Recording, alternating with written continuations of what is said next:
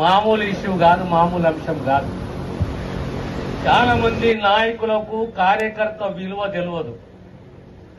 కార్యకర్త లేని పార్టీ లేదు, కార్యకర్త లేని నాయకుడు లేదు, కార్యకర్త లేని రాజకీయం లేదు.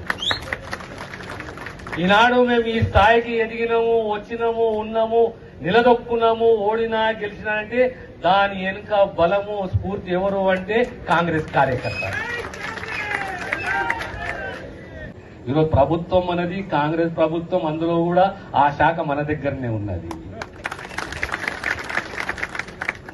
కనుక మీ మనసులో ఏ కోరిక ఉన్నదో ఆ ప్రక్షాళన చేయాలి, న్యాయం చేయాలి.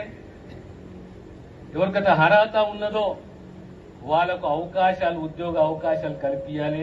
అది అవుట్ సోర్సింగే కానీ, కాంట్రాక్టే కానీ, ఏ రకంగా మన పర్మనెంట్ ఉద్యోగాలు సుమారు 4,900 మంది స్టాఫ్ ఆఫీసర్లను నియమించినమో అదే రకంగా బాన్స్వాడలో కూడా ఖచ్చితంగా మీ యొక్క ఏరియా హాస్పిటల్ కు న్యాయం చేస్తామనే విషయాన్ని సవినయంగా మీకు తెలియజేస్తున్నాను.